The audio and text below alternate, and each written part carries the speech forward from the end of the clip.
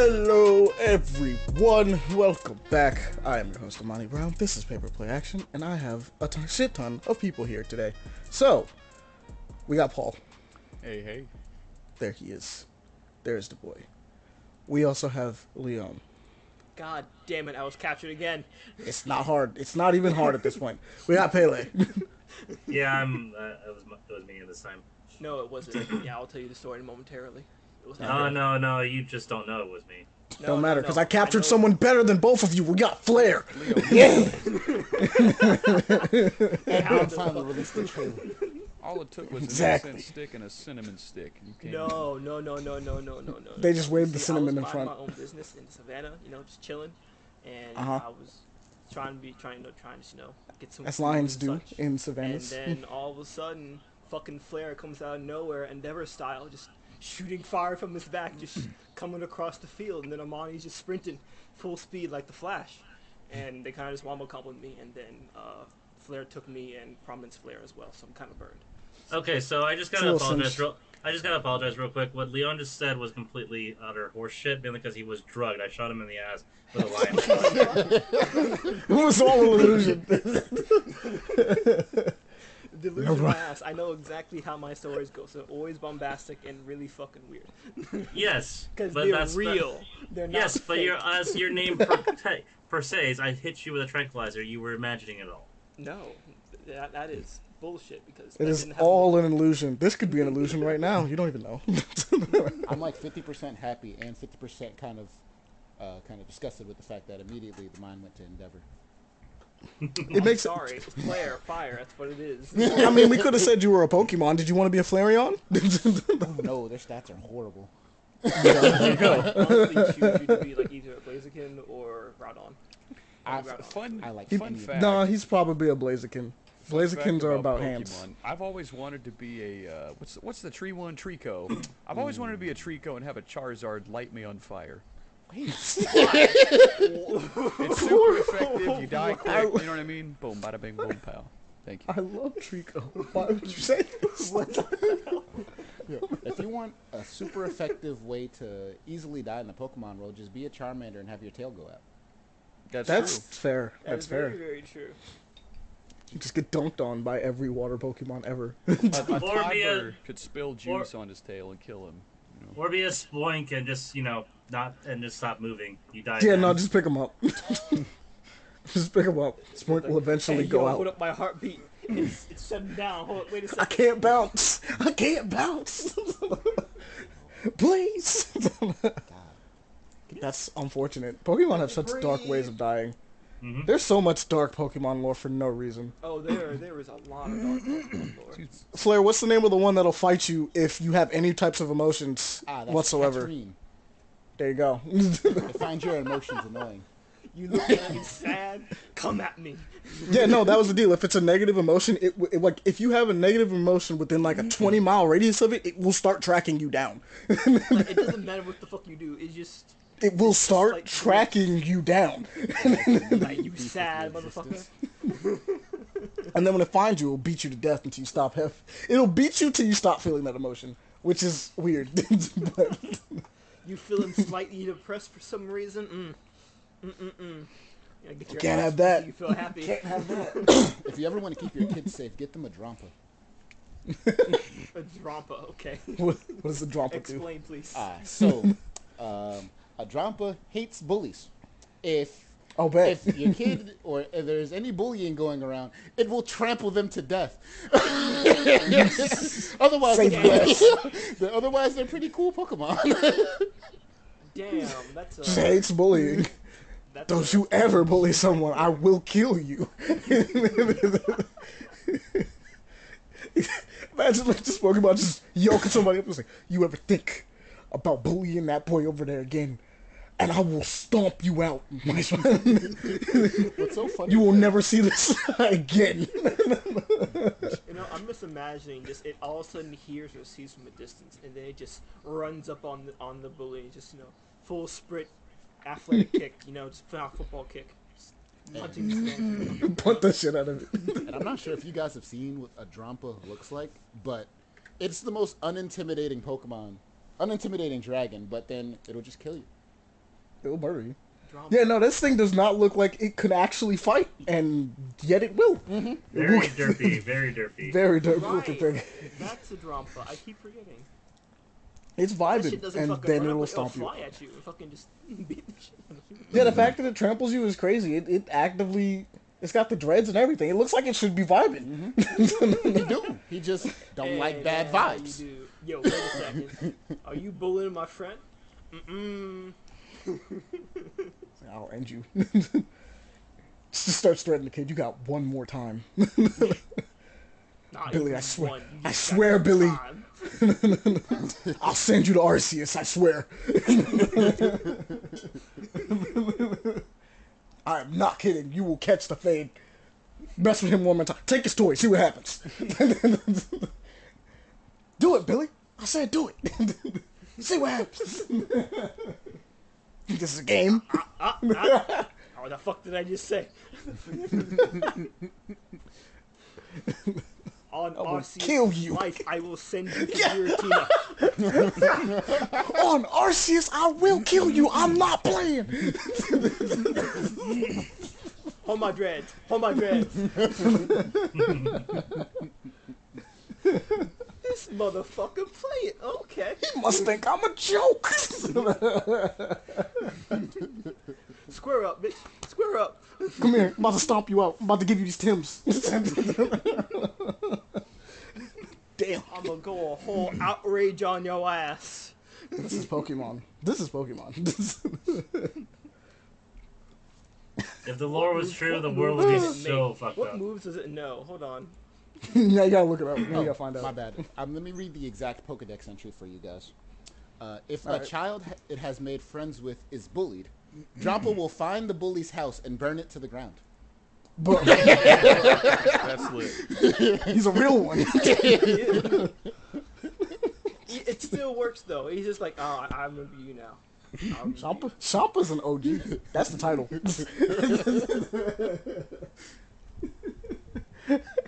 It's an OG. You don't play no more. It's just like, yo, you protected. Bro, Sure. when he rolls up to like burn down that house, it's just playing that I don't know if it'll come through the mic, but Copyright, no. Probably not. it's Plus playing right Discord. now on my end, so you'll hear it Yeah.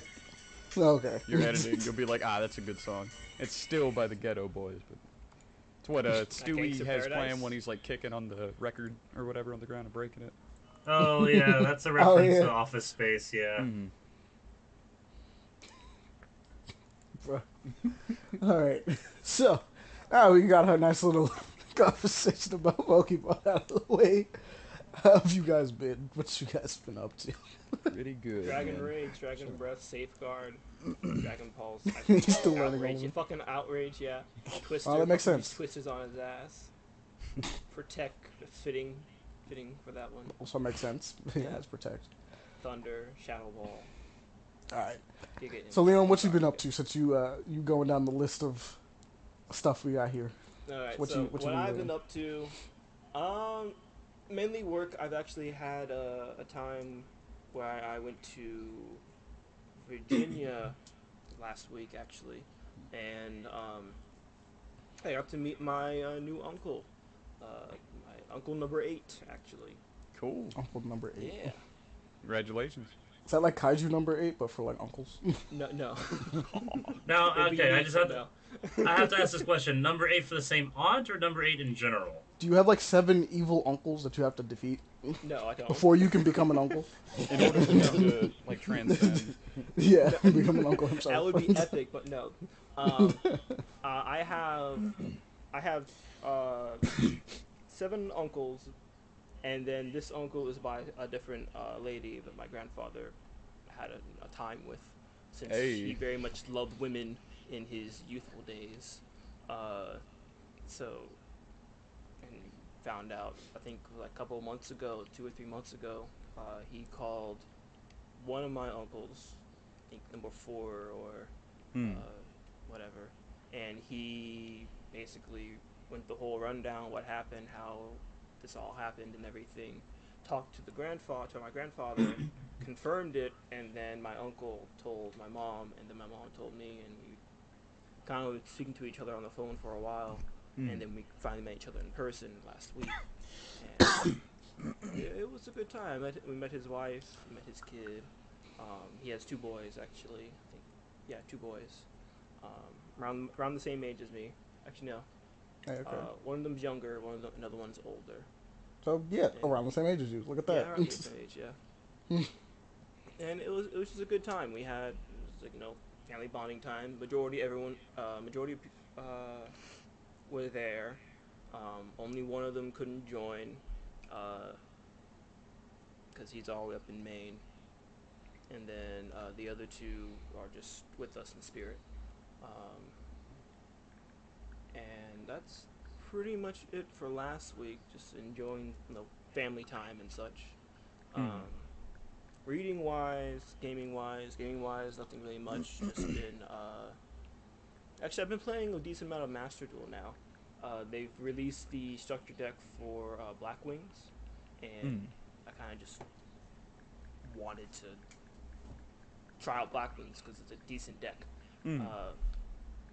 And luckily I had enough free material to make up the cards. So been enjoying that, climbing the ladder, possibly bullying noobs in the beginning stages, but decent stuff. You out here If you ever want a duel, let me know. When I have better decks than just Blackwing, absolutely. I mean, I'm using Black Wings too, so. Because there's a lot of decks I want to make, but either money you have to spend or grind the shit out of. I have to grind the shit out of. So Yeah. we'll see how that goes.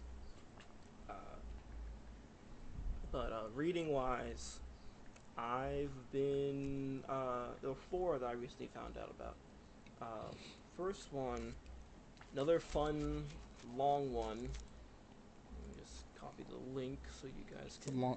It's got another long name. Yeah, your favorite. Why do you keep finding these? Oh my What God. Okay, I thought that the So paragraph was the name. I was afraid. So this one's name is Hello, I'm the hero's father. I'm sorry for all the troubles my foolish son has caused. Oh, this really keeps going, doesn't it? Yeah. I wonder what the plot is. Is it about a yeah. trash hero that has a dad that's doing his best? So I just want you guys just to, if you can, just look at the first 2 pages of the chapter. I gotta go find the 'cause first 2 pages of this chapter. It's dynamic, just so you can see. What do you mean by that? Not even the first 2 pages. The first 2 panels, actually. First 3 panels. Alright, fine. Dynamic. Let's see how dynamic you're talking about. Very dynamic. Dynamic Oh, panels. this man is okay. Yeah. I'm seeing it. Damn, that's pretty dynamic. Yeah. He's squaring up against a whole tree. Said fuck a tree. Kronix, the father, he's a lumberjack in a remote village, and he's just living his peaceful life with his wife. And Okay, with his so son cool. as It's his well. daily job to be addicted to trees. Cool. Yeah. However, it is after just like a day or 2, an oracle comes by and says that his son is to be the new hero to defeat the Demon King. And so his son goes off onto a journey to do so.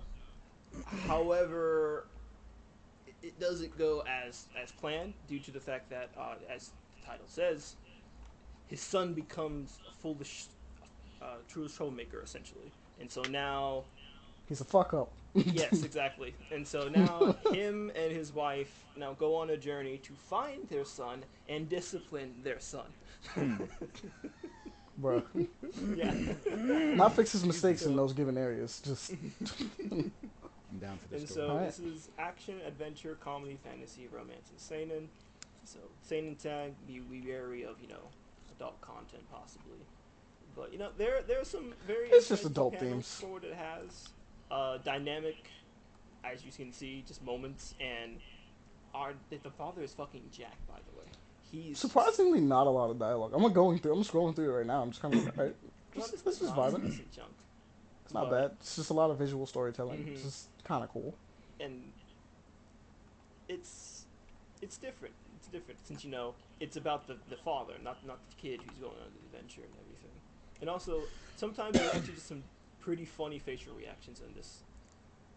There's something funny about like following the cleanup crew as opposed to like the one that's like going on the adventure. It's like, no, we're just coming through to just kind of make sure that things are okay because See what the fuck he's did. it's actually kind of one of the things I liked about Shield Hero was the idea that like all the other three heroes are going off and doing their own thing, but not treating the world and like the people with like the respect it's needed.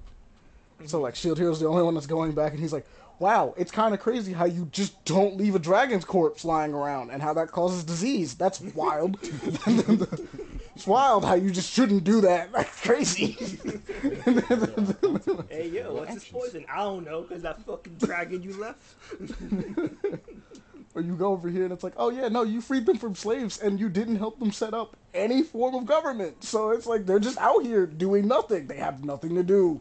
They're just abandoned." And I'm like, yeah, you know what? Probably should have thought about that as like a person, like a hero.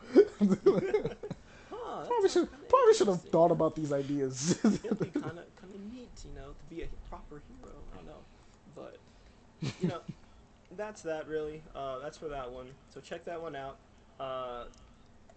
It's just kind of bombastic for what the family does. As they adventure to meet their son, and teach them a lesson possibly. This next one is called Rema Yana. Okay.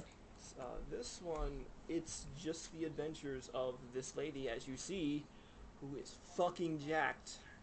She's also thick. She is jacked and thick. Yes, she is thick. The best combinations. She looks like a Kenichi character, technically speaking. Actually, she does. It's literally that's pretty much all I can really say about it. It's an action, adventure, comedy, and fantasy. You're introduced to her kind of just nonchalantly, and I like the art in she this just one. goes on to do different things. Art is fantastic. It is. It's very watermark looking. Also, I think this is a webtoons, by the way. This isn't a. Oh, it's a webtoon? It's not a manga. It's Like it's web series, like it's a web web comic. series essentially, yeah. So it's it's pretty good. I enjoyed it. Damn, yeah, no, the art in this looks kind of crazy. Exactly, yeah. Holy crap. Why is this dude just kind of marked though? Excuse me. I need to have to find that. Where is it at? That's not it. It was like the dude in the first chapter. I'm pretty sure it's like he just kind of looks like Marth. I Not think like it's just the detailed one of the. design. I think it's Marth, or am I thinking of? I think I'm thinking of one of the characters from Dragon Quest. Like one of the Dragon Quest protagonists. I don't remember Dragon Quest Oh yeah, protagonist. that's a reference. That's 100% a reference right there. Oh, okay, so it just is. Okay, yeah, cool. It's just a reference, yeah. Hey, look, it's him. Yeah.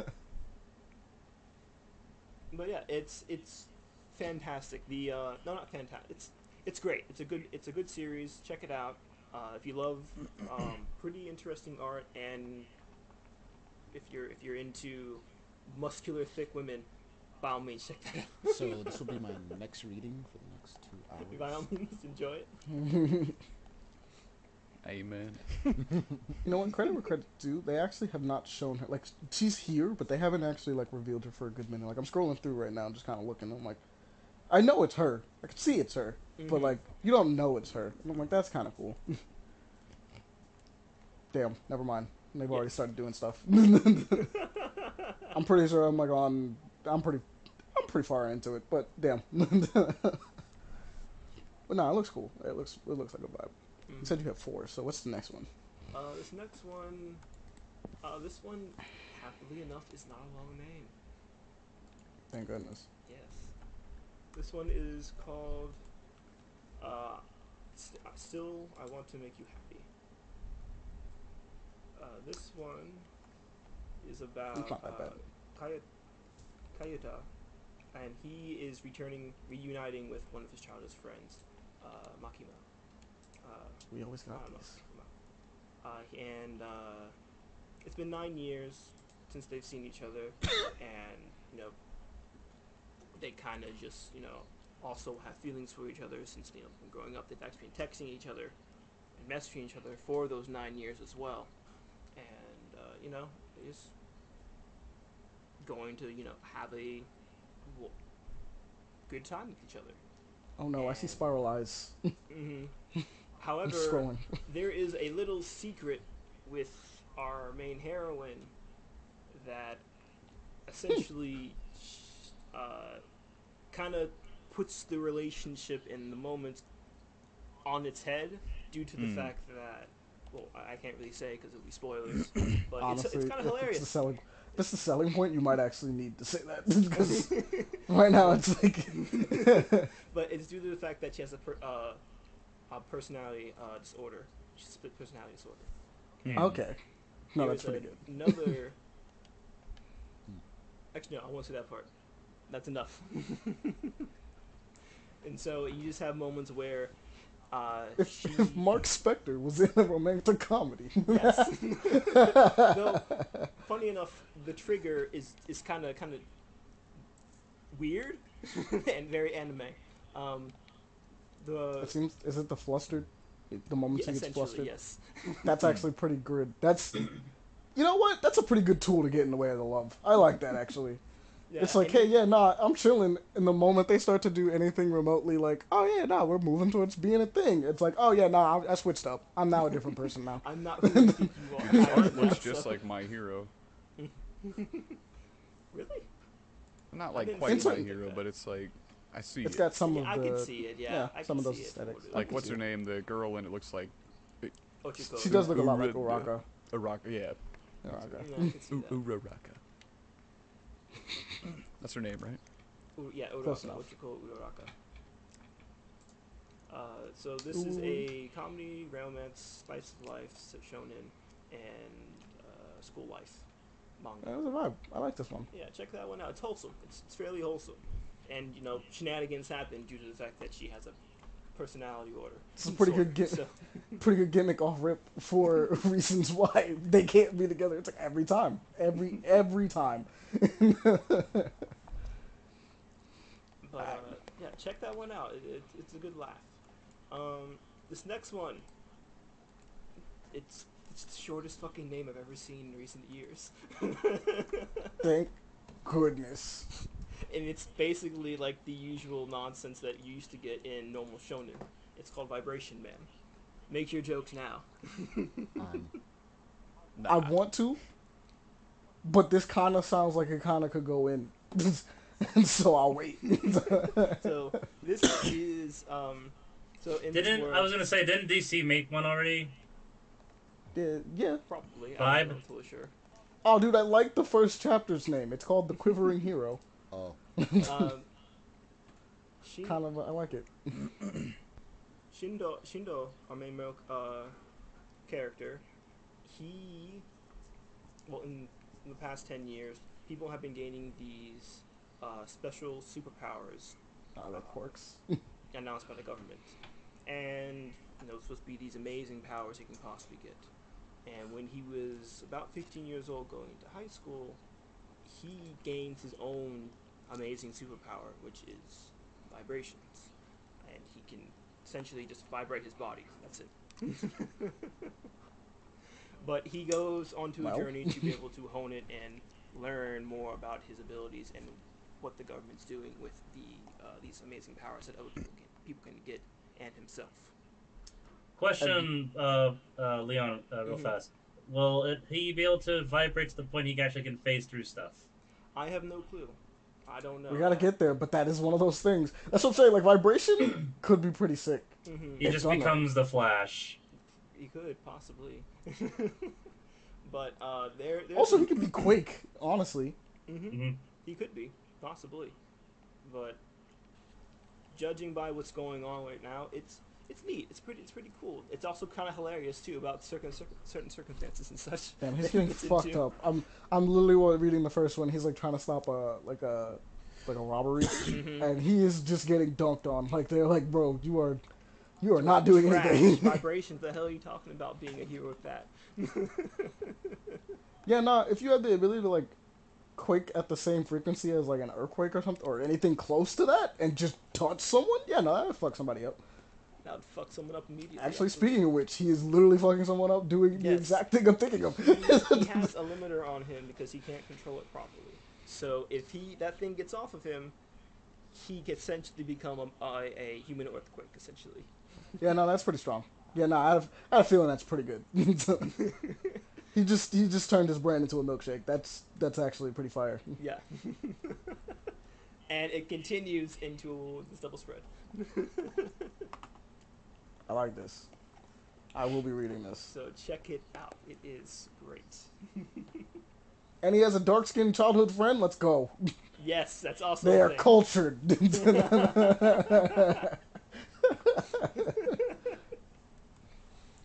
All right, Vibration Man, I'm down. I'm trying to see.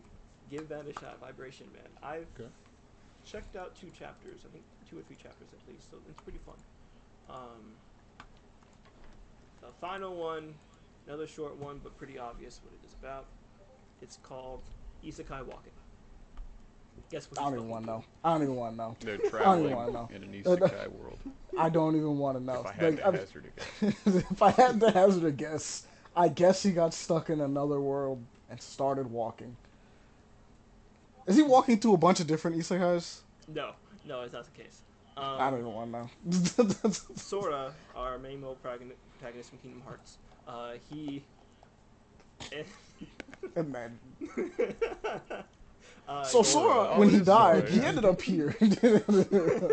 So he and other people, I think in a school or on the bus, gets transported to another world via ritual summoning, and they are Of all course. chosen to be heroes and chosen to have these different skills that are being appraised and seeing what they are. Some people get, sacred swordsman, sorcerer, summoner, all these other different things. He gets the This skill chick called is walking. just Noelle.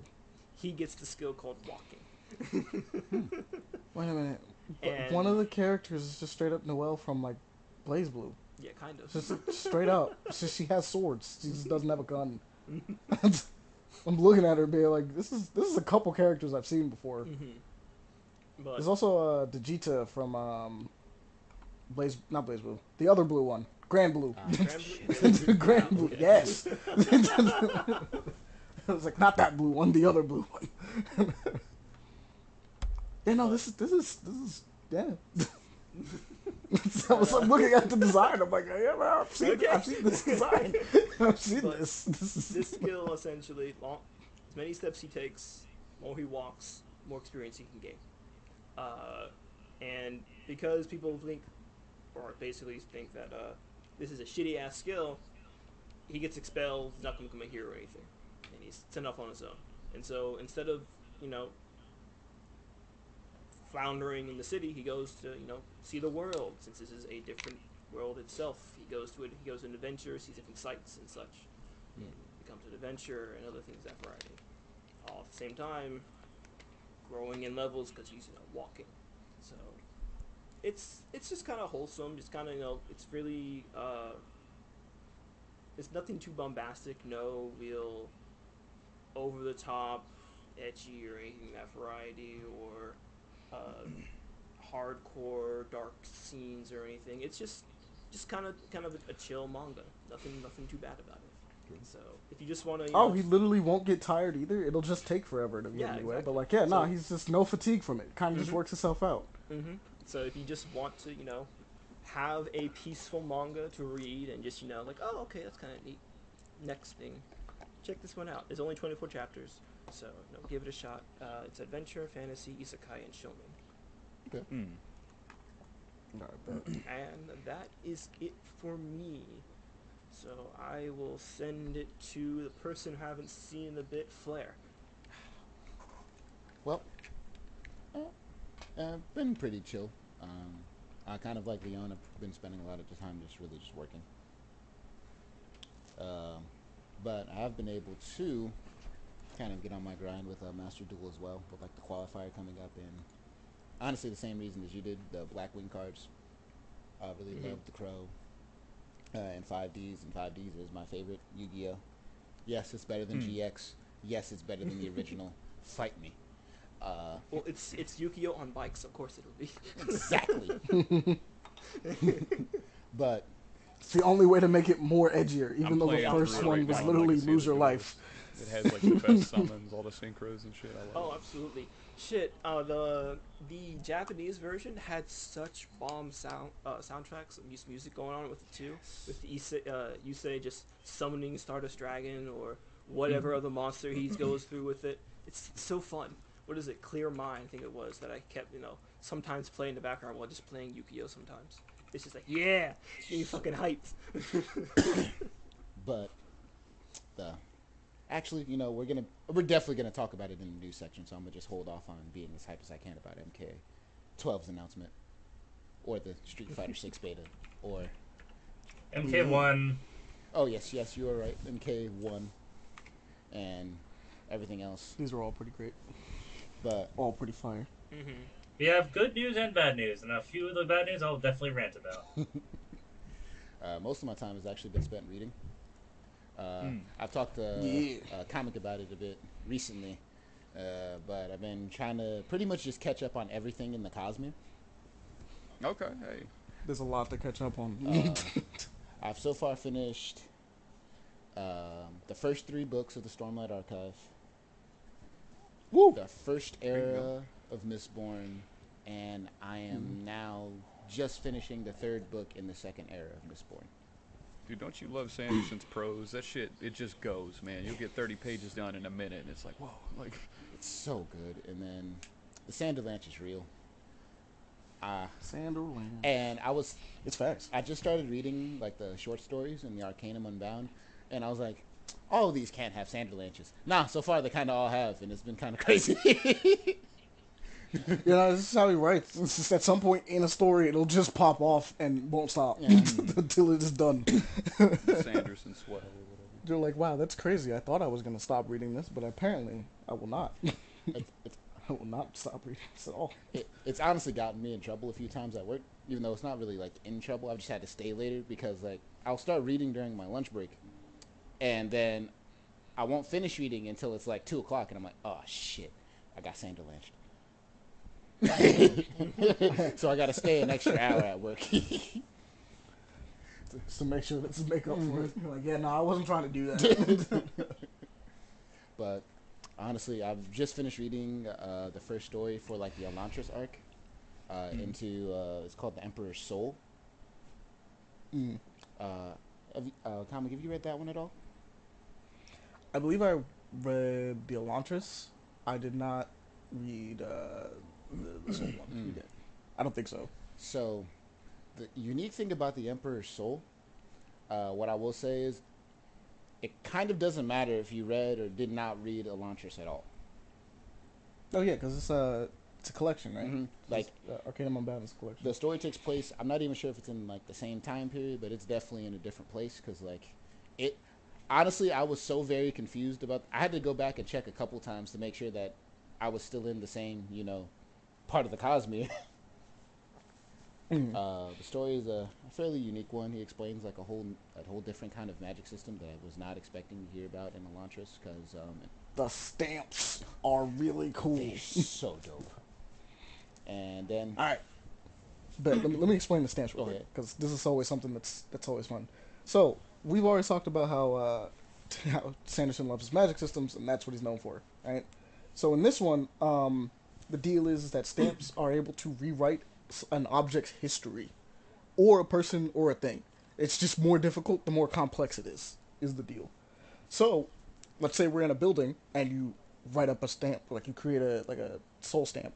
The idea is that it's like, all right, this building's old. What if I just said that there was a door in the back of this building and it's always been there, and then it just reshapes it around that, right? And as long as the stamp's there, the history is being applied to this door.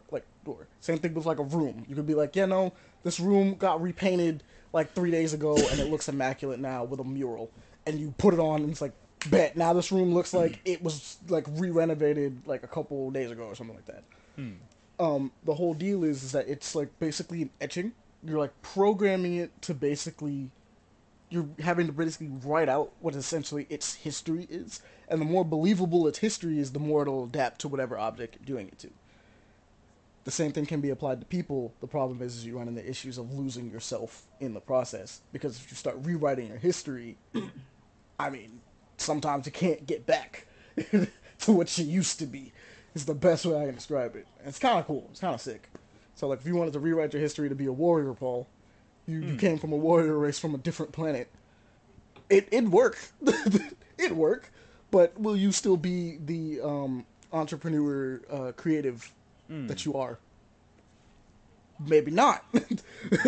maybe not. Because you would have grown up completely like a completely different life according to what you did to yourself with that soul stamp. It's really dope. So that's in Elantris? Yes, that's the magic system in there. Gotcha. That's the first book that got him like into writing or like published, so I can see why. That's kind of cool. What's actually funny about that is that's not even the magic system used in Elantris. Oh, which one is that one then? The one in Elantris is actually like the Aeons. So, in Elantris, the original magic system, which was actually broken for most of the book for plot reasons, is you essentially had to learn a language and then draw aeons in that language. Oh. And the way it is drawn dictates how strong the effect is and like how things work. So Then I think the one I read was the Emperor's Soul then, because it talks about literally a soul stamptress that like gets captured. You haven't finished it, right? Like that one. No, I finished that one. Okay, so yeah, in that one it talks about like how she's the best like soul stamptress. Like she managed to steal like a priceless heirloom. Like how the fuck did you do that? Like, like basically they're looking at it knowing the magic. Like it's people in the world knowing the magic system, looking at it and being like, we know what this is, and you still tricked us. How the fuck did you do that? And then they hire her to do something kind of crazy with the stamps, which is essentially, what I was talking about with rewriting the history of a person, right?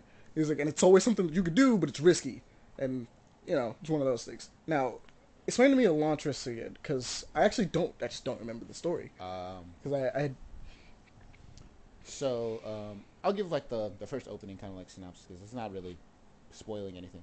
So, Elantris is essentially set in a great city, and Elantris itself is the name of the city.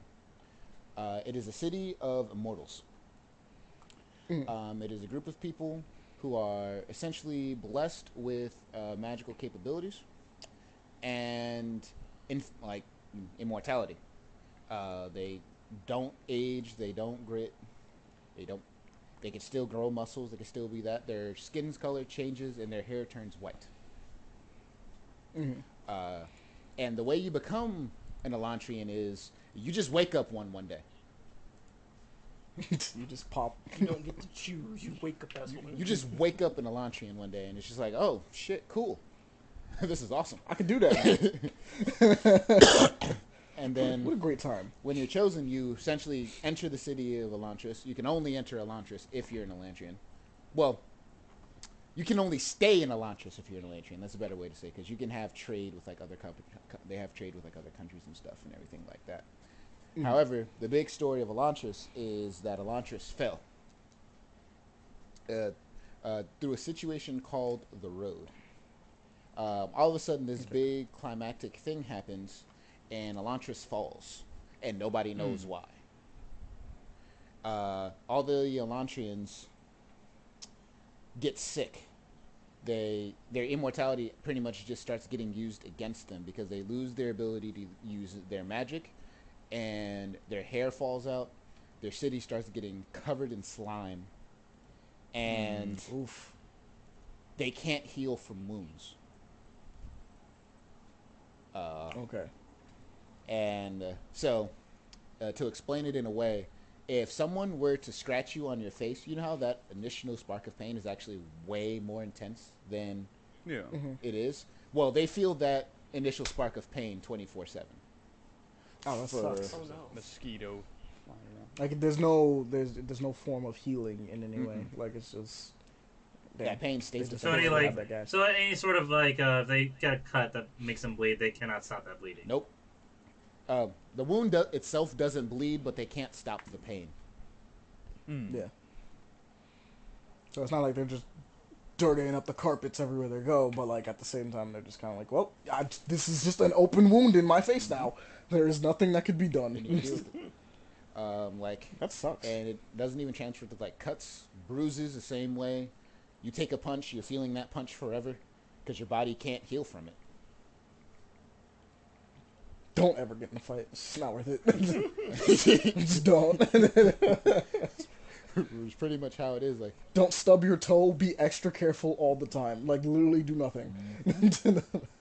And there's also like stories of like characters like that really experience like super pain. Like they get like stabbed through the chest with like a sword, or they go through like super like extreme injuries. I love their name because they're called the Hode. Because that's kind of what you are. Yeah, no, they are in fact Hode. The pain becomes so intense they essentially lose their minds. Oh no. Yeah. Damn. You lose like all lucidity. I would think eventually they'd just be like, "Fuck it, it's just my living." It's like I'm just gonna feel that all the time, and it's just not gonna matter. Mm-hmm. But damn, it's just. It makes sense that you could lose your mind from that, though. That sounds awful. Mm-hmm. But yeah, that's the story of Elantris is kind of like all about that city, and the main character becomes an Elantrian, and you kind of join him on his journey to restore the city. Well, not really necessarily restore the city. Figure out the mysteries of the city. All right. And the magic system in Elantris is based on a language called Aeon Door.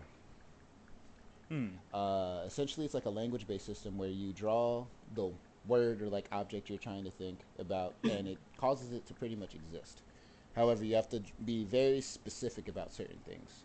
Like if you were to just draw the word light, it would create an extremely blinding light in front of you.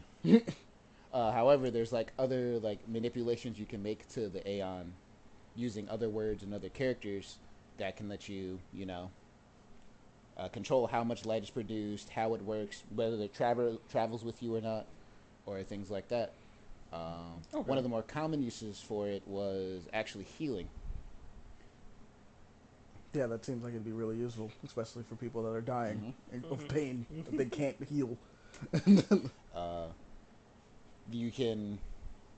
You have to be very specific with healing though, because otherwise like the Aeons have like a limited amount of power they can tap into. So if you just literally wrote in the air heal, like it probably wouldn't do too much. But if you specified heal this with this and then this and then this, it's much more powerful, and it'll cause you you could just like regrow a whole leg in like a couple of seconds.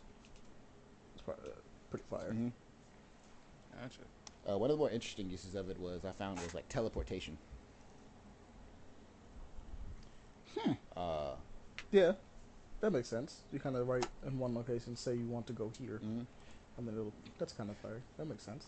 The funny part is with teleportation, you have to specify the exact distance from the place you are. Damn, you really gotta know. No. Yeah, You you gotta specify the exact distance you want to go from the point in which you are standing. Ooh. Yeah, no, that's why you gotta just have a set location where you teleport from, and everyone just knows the distance from where each thing is. Yeah, the point is like 250 kilometers that way. Should be straight. All right, there you go. It's like it's always 250. It's never gonna change. What if you're like 1 foot away? Like 250 that way, you're missing a foot away from the spot, and you're now stuck in a wall. I would assume that the spot just doesn't have walls. I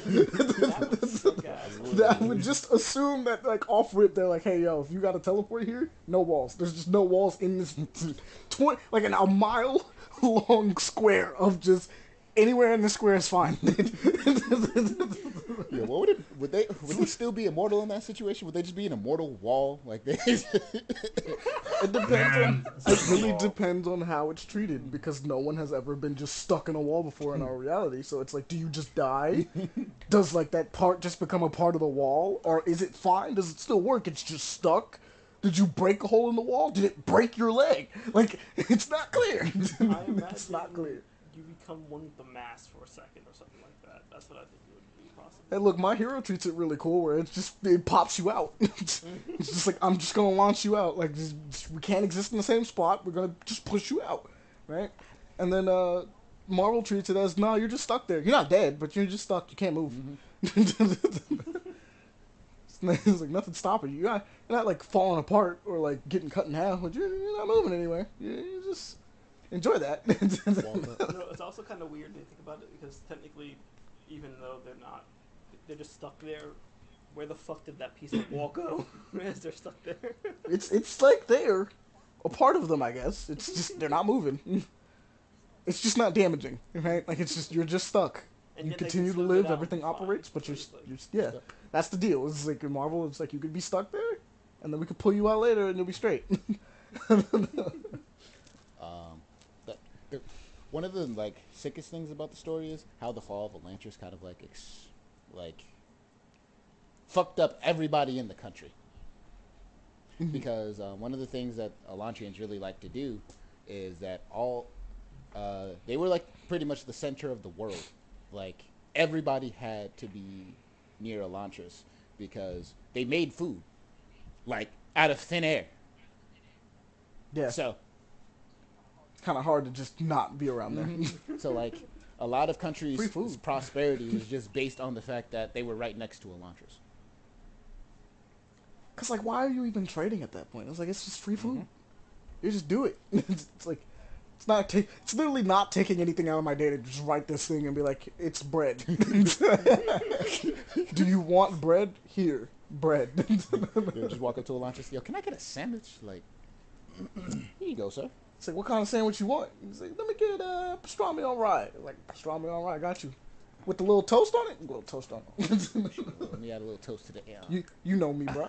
You know me. Yo, your deli service is fire. He always gets it right. Like, it's crazy. But Imagine going to a Starbucks and they always hit you with the right coffee every time. yo, It's perfect. insane.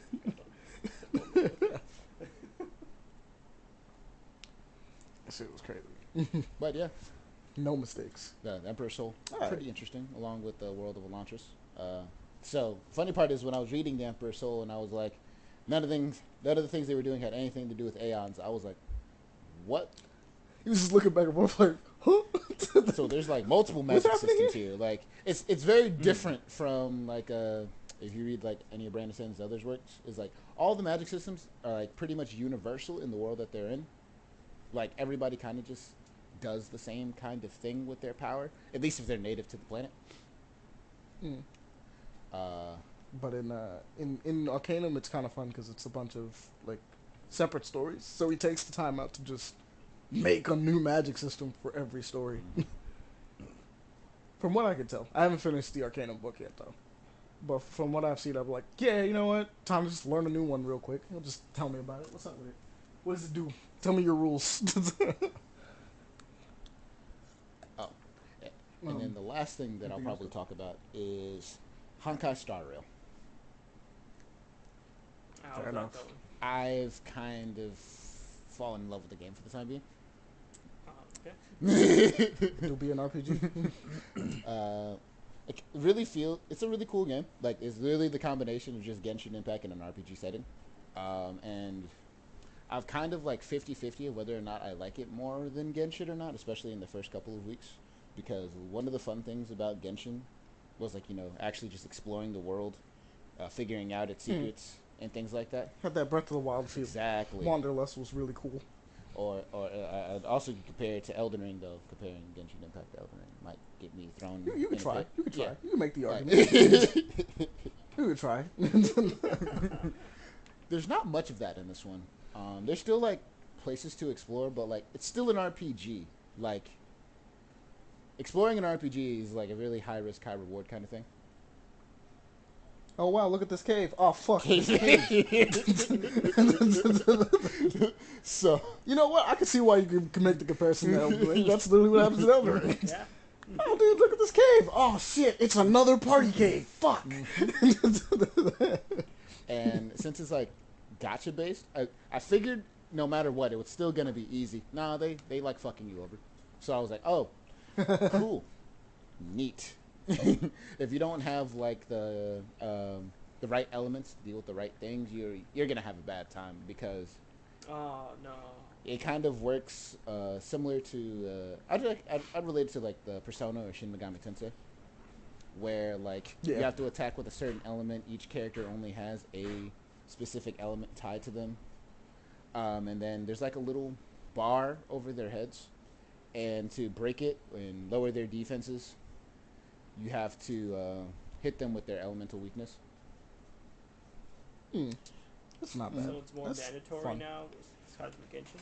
Well, yeah, I would say so because it's an RPG, which makes sense, right? Yeah. Like, Yeah. you kind of want to. You probably could still break the bar, but like, it usually you want to Oh, like use the character. That's what I'm assuming, right? Because like, No. if you just don't have, it's hard progress lock. Oh, you can't break that bar unless you can attack their weakness. There are, damn. I think there are certain characters and certain abilities that you can force them to have a certain elemental weakness. I've seen that happen in like the roguelike aspect of it. I'll actually get to that part in a second. But yeah, if you don't have their weakness, you're kind of screwed. They give you a character of every element for free. Oh, that's So- good at least. You're not gonna be So fucked. you have at the very least the tools to get through the rest of the game. Okay, that's fair. Even if it's not the best tool, you have someone. That's good. Actually, if I think about it, you don't get a fire character technically. Oh wow. Oh wow. Okay. Are you confident you don't get a fire character? Well, at the Or will they start, just show up later? it kind of shows up Okay. later. Okay. And they kind of follow this. Damn! I gotta say it anyway. The main character that you play is, I really like the design of this one way more than in Genshin Impact. Your character yourself has so much drip in this game. Yeah, that's true. You do have drip. And it's Absolutely. What'd you go with, the boy or the I girl? went with the boy. I went with the girl when I started playing it. As soon as In Genshin, I went Aether, right? And then I think I just that I just decided to go with whatever their actual name was because it's just better to do that. It's not like you can customize your character, so it's just like no, just I find what that what is their name? I'm using that. I hate that in RPGs. I've said it so many times. I hate that that thing where it's like, oh yeah, name them. Do I get to change anything about them? No. Why the fuck am I naming them? Just give me the name. Just give me the name. Why am I doing this? Actually, no, I think the best example of that is Link. Just Link in general. You can Link Link's and name. Final Fantasy love doing that. They're like, change their name. No. Because that's Cloud. That's Squall.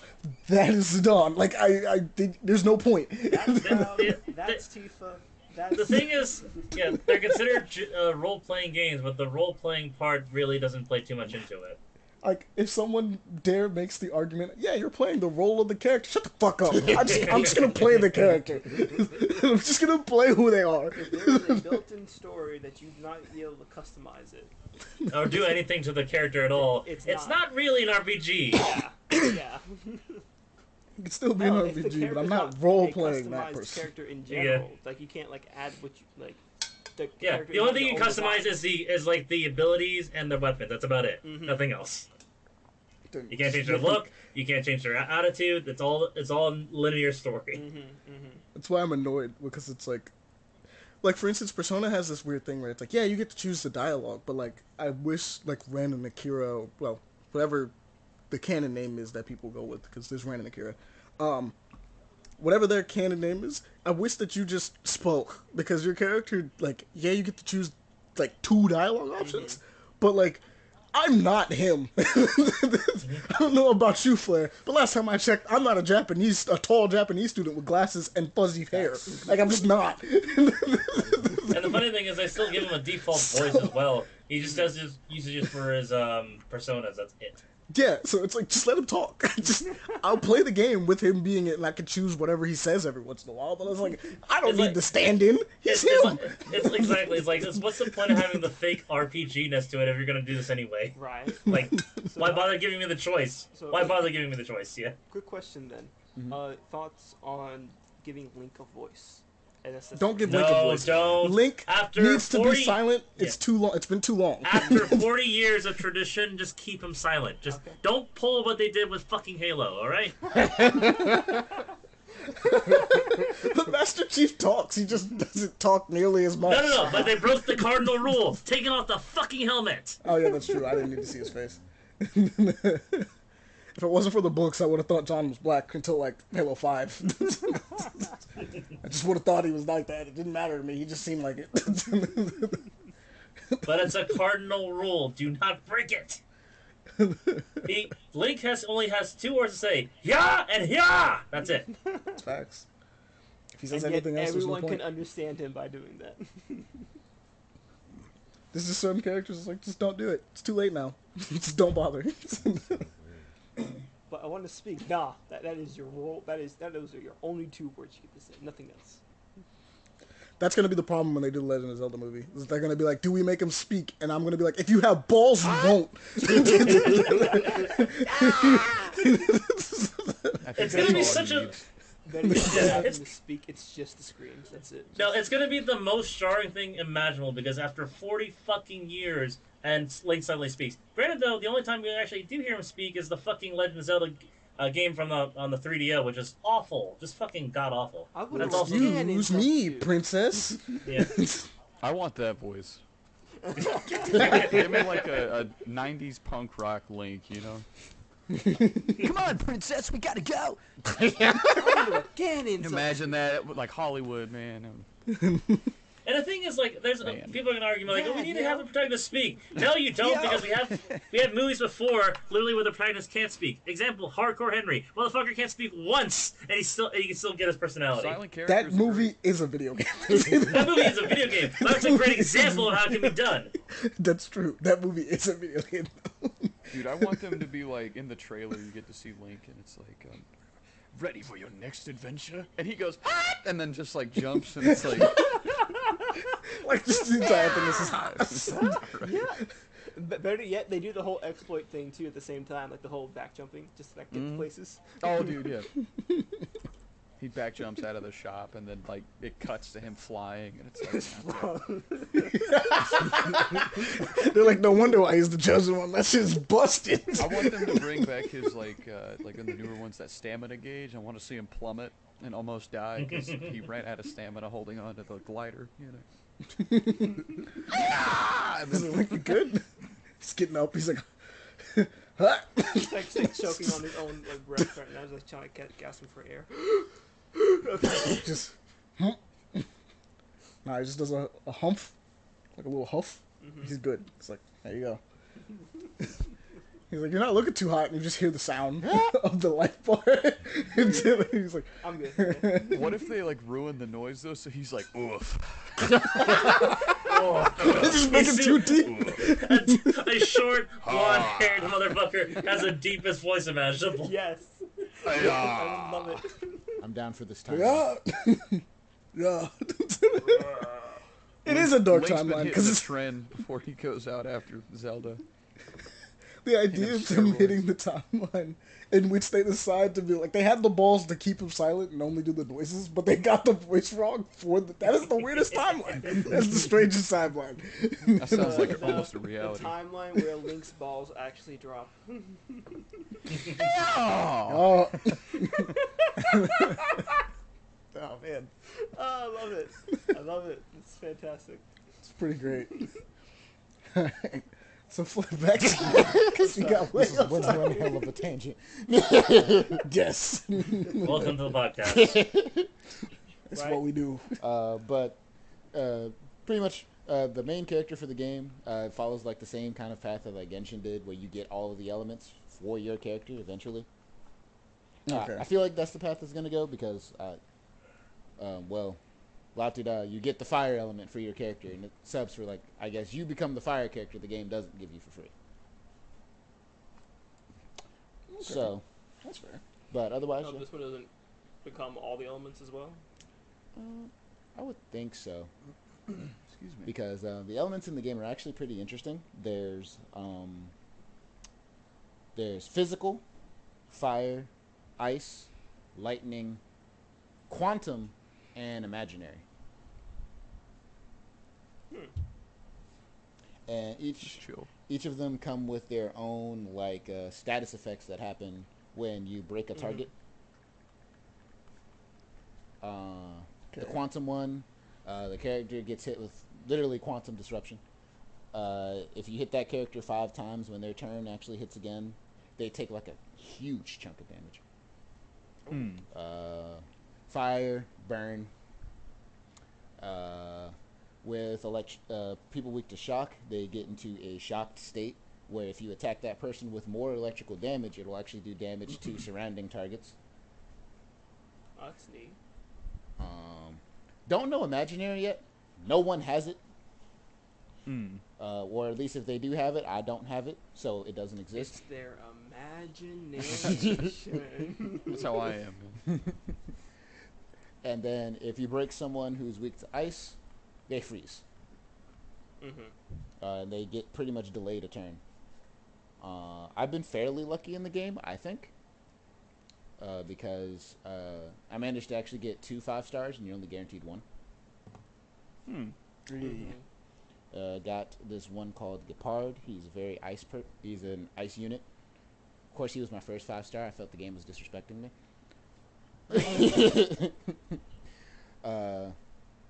That's what they gotta do to you. I think that's what happened in Genshin. Yeah, they gave me water, those bastards. Let me get a fire unit. Absolutely not. The first 4-star I got was a fire unit.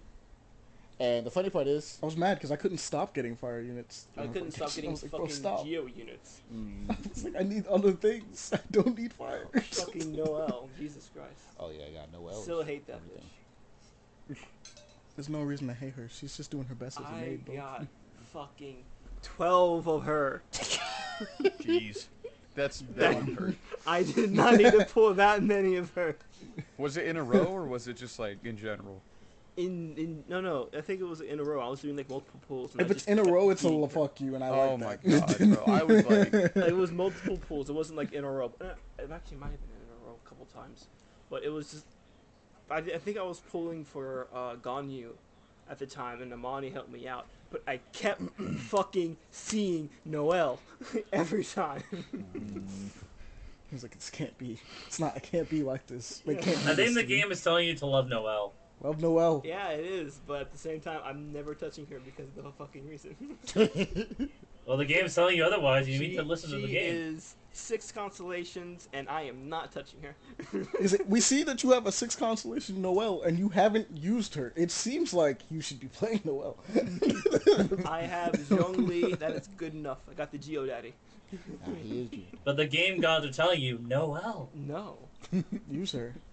Are you gonna deny him the game? Like you're gonna deny the games, the people you're trying to impress and play with here right She's now? a maid with a buster sword. Come on now. Come on. That's a You're really gonna cool deny him concept, that? Yeah. But she pissed me the fuck off, so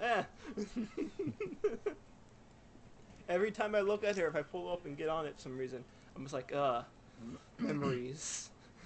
This is why your luck is trash in that game. Yeah. This is the reason.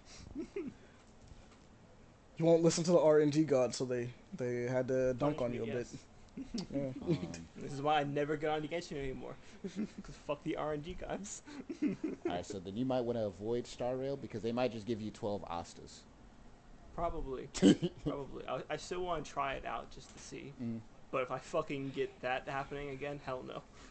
I have heard the game is coming to console eventually, so that means I'm going to have to start over because Genshin never actually got the cross progression, which kind of sucks. That does suck. But I'm actually not too much against it. There's only When is Star Rail coming to PlayStation? I know it's delayed because PC wise and phone wise, it's already up. But I know it's coming to PlayStation at some point. I just don't know when. I haven't looked it up. So Have they said? I'm not sure. I'm probably going to play it on console due to the fact that my storage is low in general. But makes sense. So, you know, I don't know why you're gonna do this, but we just talked about how the RNG gods are they're literally gonna follow you over to that game Yeah, and no, start no, dunking on I you. know exactly, but I still want to like see how it is. I'm not gonna spend anything. I'm just gonna be like, okay, cool, nice, all right. I was gonna say like 3 months later, Leon, like I have to pick up a third job to pay for Honkai. My Honkai bill was a little high, so Hey yo, how much? That's 3,000. Okay, all right, nice. Apparently, I can see why you had to pick up a bill. there's an apparent leak that it's supposed to be coming June 7th. That's surprisingly close. That's pretty close. Not surprised though, honestly, since it's already existing on the 2 platforms already, PC and mobile. It's not gonna take much to get on console. Mm-hmm. I feel like this game does have one weakness compared to Genshin, though. Character design. Really? Huh. Like, I feel... Alright, so... Genshin got better characters? I would say so. I feel like the characters are just a bit more cooler designed in Genshin. With the style that they're kind of going for, with the, galactic travel instead of, like, the... I would say more... I think Genshin's a little bit more grounded in a way, where like everything's like more kind of like old timey fashion, or like just like the really fanciful characters just look cool as shit. Like they're kind of like overly like I haven't found a child or a Diluc in this game. Child, Diluc, Kaya. There's not like really any character that just really stands out or looks extremely cool. Like there's a couple of them that I feel like are almost there, but just not quite yet. Mm-hmm. Like the main character is a really cool design. There's this one general that's actually like the big new character in the game right now. He looks pretty cool. Then there's the main females, Himiko and Kafka. They're pretty sick. Mm-hmm. Yeah. Actually, hold up. I scratched all of that right now because there is one character that I need in my life immediately. His name is Blade. Excuse me. And Hold up. What do you mean? his name is Blade. And All right. I think he's like the coolest looking character. Look, I'm gonna take a look at Blade. Gameplay. I'm hoping. I don't think he does because of course he probably doesn't. But I'm hoping he has melanin. Does he have melanin? He does not have melanin. Sadness, but he is pretty cool. He got the drip. He got the Zhongli kind of drip. He's the one character that I'm like, yeah, I kind of want to summon this. And, like, his backstory is pretty cool, too. Alright. But, yeah, I'd say, like, I don't really have any characters that I'm truly, like, really in love with. Story doesn't seem too bad so far. Once again, it's like, feel like it's one of those stories where your main character is the most interesting person. Oh, and the last thing I want to talk about with Star Rail is honestly the roguelike aspect to it. Mm-hmm. There's a roguelike aspect to Yes. it? I didn't know this. I didn't get far enough in it. Okay. It's one of the things that I actually find really interesting. So after you get to like a certain point in the game, it's not too far. I would say like probably by the time you clear like the first kind of like tutorial area, you should have access to it. Mm-hmm. You get to enter what they call the simulated universe. Mm-hmm. And in this universe, you get to essentially, it kind of works. Have you guys ever played like the dungeon system in the Genshin Impact? Oh yeah. I did So that. you enter something similar to that. However, it's like a randomly generated space where you go in, you have to fight enemies, and after you defeat enemies, you get buffs. The enemies ramp up in level as you like go further and further down, but you also get other items. You can choose kind of like what rooms you're going into, kind of similar to like other roguelikes, where like you can have occurrences happen where you fight harder fights than you have originally. The enemies are like tankier and hit harder. Or you go into other rooms where you get a rest or a break because you've been getting your ass kicked.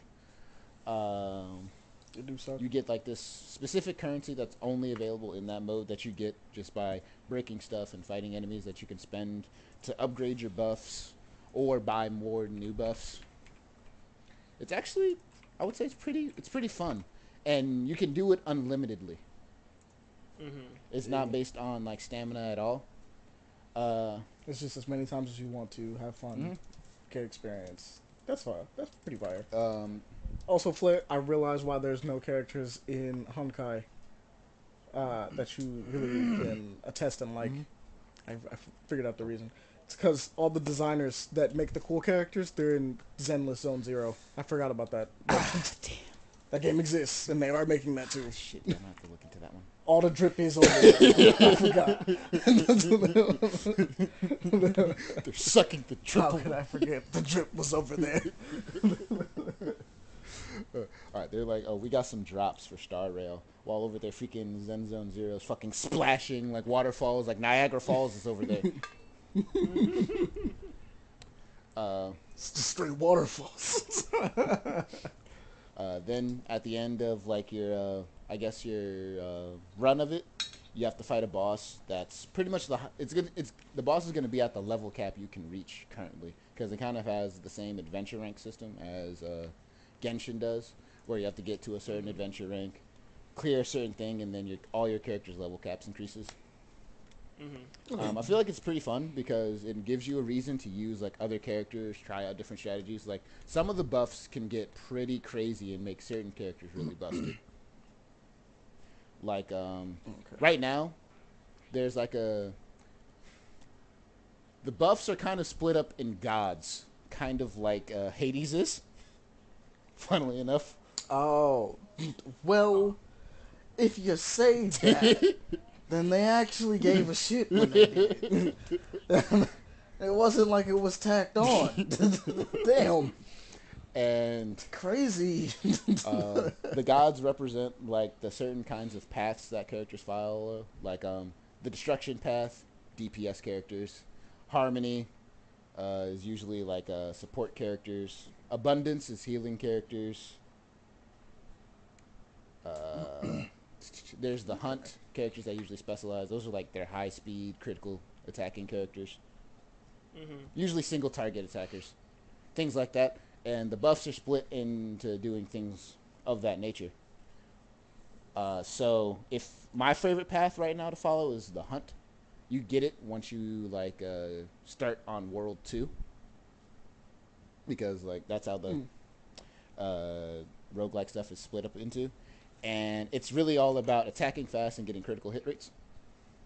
So one of the effects of it is you kill an enemy, you get another turn. And you get a buff called critical boost. Oh, those are always fun. The one more mechanic is always pretty good. Yeah. When you kill the enemy, you get a buff of like critical boost, which boosts your critical hit rate and critical damage for your next attack. And then you can combine it with like other buffs of the same class, where like every time you break an enemy, you get 100% of your ultimate back. And interesting thing about the battle system in Honkai Star Rail is that your ultimate doesn't count as your turn. It's like a secondary thing. I didn't realize that. That is kind of cool. And say you don't have the, like one of your characters doesn't have the means to break a character, but a character who does has their ultimate. You can just pretty much say, all right, it's no longer this character's turn, it's this character's turn to do their ultimate, and then it goes back to being the other character's turn. Okay. So you can actually set up some like pretty cool combos where like you break a person, have the person who just broke somebody get their ultimate, do their ultimate, it's now their turn again. And it does like a whole bunch of cool things. And then the further you get along, the more buffs and bonuses you get. Like later on you get like this another ability where if you have 6 skills of a certain god, you get their like ultimate ability. Okay. And the one for the hunt is it drops like wind arrows, and then you could get buffs for that ability if you keep getting more buffs for the hunt. So it's pretty cool. I'm gonna have to jump back in this stuff. Actually, no, there was a reason why I took a break from Star Rail. Is specifically because I wanted to play it on PlayStation, because fighting with Mihoyo is annoying. Yeah. But yeah, no, that makes sense. I have to jump back into that at some point though. I will actually when it ever comes back. But Flair, was there anything else? No, I feel like I've talked on for like long enough as it is, but yeah, that's pretty much my last couple of weeks. All right. Paul, go Mm. for it. Do you want me to say what I had to say as well, real quick? Just get that out of the Yes. way. All right, Go cool. ahead, do So, it. hey, paper play action crew, go fuck yourselves. No, I'm kidding. Nah, I'm leaving. This will be my last episode for a long time. I don't know when I'll be back. Probably I'll do like a bonus episode when I finish up Malazan. But I don't know, man. I just have to take some time for me and go do some stuff. Life is kind of starting to get busy, and that's pretty much it. But what you call 'em? What have I been up to? So I started the Donny Cates run of Thor today, just because I was at Yeah! I was at a comic shop and Pele was with me. I opened it up and I was like, oh yeah, all right. So I grabbed the first. It was 2, 3, and 4. So I'm gonna try to find it online and read it, that or just buy it or whatever. But I want to because of Zach. I'm inspired. I want to get the omnibus collections. I think they're really cool. And if I had the money today, I would have got the. They had one of like all the traditional Guardians of the Galaxy ones from like 1 through like 50 in an omnibus. But, anyways, besides that, let's just dive into it, man. I finished book 8. I'm on to book 9, which is basically book 9, 10. So I'm on the last book of Malazan. I gotta be honest, it's been a lot. It's been a hell of a journey, and it's almost over. And I gotta be honest, it's.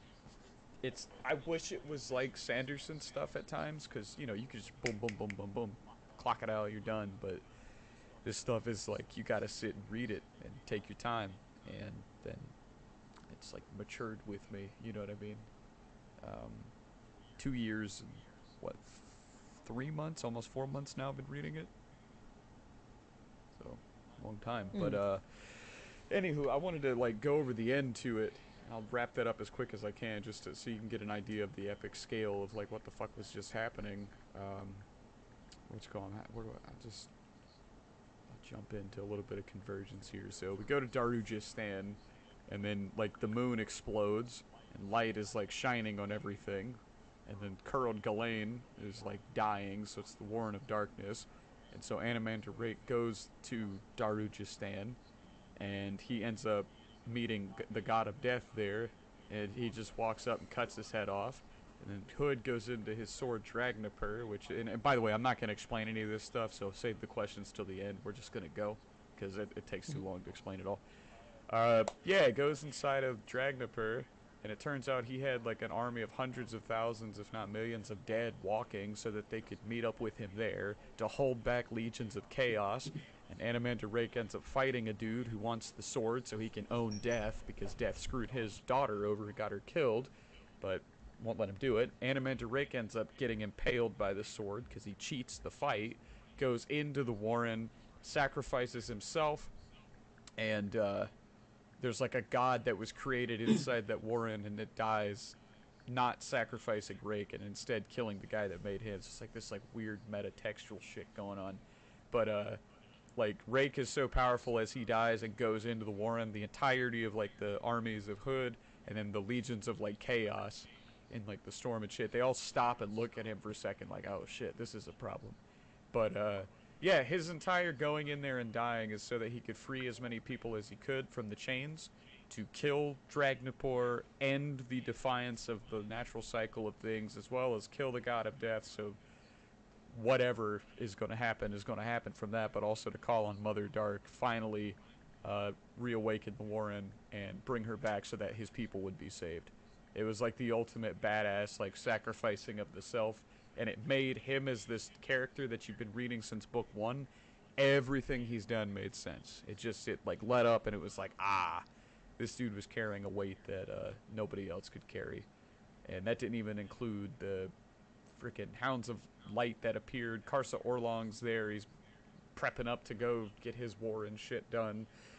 Cutter's leaving to go find Apsalar. God, there's a lot of stuff. So, yeah, man, book 8. And Animander Rake's son takes over on the throne and is essentially like full-on blessed by Mother Dark. He even gets to meet her, which is really cool. So it was like this huge like payoff of shit from book 1 all the way till now. All the lore, everything. It's just when you're in it this far, you're in it. And starting up book 9, immediately we're thrown in. We get to see Kacheng Kamel stuff. Their hive. Get to learn that all the ones that we've seen thus far, actually the smaller, weaker versions, those are just the Kel Hunters. There's bigger ones, and there's even like raptors with wings. Those are the Shagaroth assassins, I believe they're called. It's a lot. it's a lot. And like I said, dude, Sanderson, I'm excited for when I finish this up to read his stuff and be able to finish 20 books in under a year. You know what I mean? But I still recommend this, man. I think this is like, I don't know, man. It's hard to explain what Malazan is. I don't think it's for everybody. I think a lot of people will try it. They'll hate it. But that's okay because there's nothing else like it, man. Like, I'm honestly, I don't even think I'm going to finish when I finish. I think I'm going to end the series and then move on to the Esselmont books because it's like, it's such a well thought out, extensive universe that once you're in it, you don't really want to leave. And I think it sucks that my favorite series of all time, I'm reading at 27. So, you know, if I hopefully live to be 104 and get to see the turn of the new century like I'm planning, right? That means, almost 80 years prior, I already read my favorite thing, and nothing else will compare to that. It doesn't mean they're not good, just it's Malazan. But, yeah, man, that's about it. I figured I would, my last episode for a while ended on where I was at since I started it with this, and then come back for a guest episode and finish up. And then, I don't know what my future with Paper Play Action is, but we'll see. Right now, though, had to take a break. Talked over with Amani, and Leon was there, so talked over with him. And the reality is, I guess after having time to meditate on that, I just need a break from a lot of things. In a way, it's like Andre, but it's my own personal reasons, and it's all good. So, yeah, life goes on, guys. It's been fun. We'll see what happens. All right. It's sad to hear. All right, Pele. No, you're not. You're happy. No. I heard it in your voice when we started. No, I was kidding. One thing I will do is I actually want to. You talked so much about Malazan, and I hear you guys talk about it on the podcast all the time. I'll start reading it actually after I catch up on the Cosmere. Yeah, like I've said though, Flair, don't read it like Sanderson. Take time, take notes, because if you don't, you're gonna get lost. And I mean, I don't doubt it. You might not, but it's a lot. Okay. Like it just the prose and everything. Like, you know, Sanderson's is like, you know, you'll blink and there's 10 pages gone. Yeah, Erickson demands your attention if you'll permit me. Okay. Yeah, just give me 1 second. We'll open up a page here just so I can.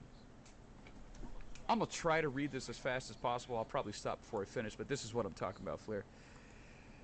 All right. Neither soldier guarding the ramp impeded her as she strode onto it, the flat stone underfoot pitted with holes designed to hold claws from which the cold air flowed up around her. The plunge in ambient temperature on the ramp evidently served somehow to quell the instinctive fear that Kachane experienced as the conveyance lifted with squeals and groans up past the levels of heart, ending at eyes, the inner keep, Assel Nest, and the home of the matron herself. Riding the ramp alone, however, blah, blah, blah. He explains a lot, and that is just the descriptions. That's not even getting onto his, like, philosophical prose. So it's hard. It's not an easy read, but I implore you to start it. I think you'll like it a lot. Let's say that was quite a description just to explain a ramp. If you'd like, I got book 8 over there. I was gonna say, if you want, I could find in book 8 there's this one page that talks about death, and it's like just the bleakest thing I've ever read, but also the most hopeful. And it's like it goes. Bro. It's like, oh my God! It was like a 2-page paragraph explaining death. I was like, jeez. Hey Flair, if you want to talk about egregious, try reading Starship Troopers, the novel, where they spend 2 chapters describing power armor. I don't know, man. Power armor's pretty sick. You kind of might need to spend 2 pages. chapters describing 2 chapters? Wait, like 2 chapters. Talking with power armor, or is yes. there like actually like stuff going on too? No, describing it. 2 chapters. So it's like an extended episode of boom beep beep like music, and they're just like, here we have the. Yes, 2 chapters. It's an infomercial for shit that doesn't exist. It's like one of the worst examples of exposition drama you've ever seen. Such a freaking. He was like, "Yo, I have to explain the fuck out of this armor because you won't understand otherwise." And the funny thing is, Yeah. the funny thing is, despite the dedication in the book, the Power Armor's not used goddamn once in the franchise and as the movies at all. Do y'all Bruh. mind if I read one more thing out of this? Go ahead. Thank you. Go for it. I was gonna say y'all did talk for about 40 minutes. So, I'd like to give everybody shit. If I'm not giving you guys shit, something's up. All right, let me do. Because this is like where Heberick is like floating in space. That's a major spoiler, but like, I'm not gonna explain it. Don't worry. So, let's just go to where. This is where he just is talking to Fenner in his head, and it goes a final war. This is right at the end of the prologue, book 9. This is how you know it's the end. A final war had begun, facing an enemy against whom no defense was possible. Neither words nor deeds could fool this clear-eyed arbiter, immune to lies, indifferent to excuses and vapid discourses on necessity, on the weighing of two evils and the facile righteousness of choosing the lesser one. And yes, these were the arguments he was hearing, empty as the ether they traveled. We stood tall in paradise, and then called forth the god of war to bring destruction down upon ourselves, our world, to the very earth. Its air, its water, its myriad of life. No, show me no surprise, no innocent bewilderment. I see now with the eyes of the abyss. I see now with my enemy's eyes, and so I shall speak with its voice. Behold, my friends, I am justice, and when at last we meet, you will not like it. And if irony awakens in you at the end, see me weep with these tears of jade and answer with a smile. If you've the courage, have you, my friends, the courage? It is literally him saying, calamity. This is the end of all things. And it's like, you gotta understand, man, when you read a series 8 books and you get to that, and it's this dude that is in, like, the space-time continuum or some shit, watching these giant jade figures hurling towards Earth, and it's going to bring about the destruction of all things. Nobody can defend against it. All the war that's going on is almost meaningless to chaos. It's kind of bleak. It's kind of bleak, but it's so good. Facts. Fuck, man. There you go. That's my thing. Pele! Yep. So my week, not really the work. New position coming up for myself. I'm starting to work from home come this week, Wednesday, so I never have to leave my fucking house now. Good. Good and bad thing, but good. It's a good and bad thing for sure, but I never have to worry about gas, so that's great. And I can just pretty much now have to change clothes or just work in my PJs from moving forward. So You're I'm the happy about permanent that. carpool now. No, I'm kidding. I'll always have gas, but yeah. That's been reading. I got bored at work, so I ended up reading a bunch of different webtoons for it, just trying to see which catches my interest so far. Read from start to finish in like 3 days. Unordinary. I'm pretty sure we talked about this one a while ago. Yeah, I read from start to finish in 3 days. It's not finished, obviously, but Yeah. from chapter 1 to chapter 300, I did in 3 days. It's so good. So how was it to you? People do like an ordinary. I liked it. I just I like the villain aspect for especially with character John. Mm-hmm. I get it. I do get it. I just wish there was a little bit more sophistication out of it. But I understand like he's fucking messed up in the head. So I understand he's unwilling to do a lot of shit during that time. So now they're going for more of conspiracy issues with both the Ember anti-vigilantes side as well as Spectre. Like, okay, so now we're getting the spy shit. Awesome.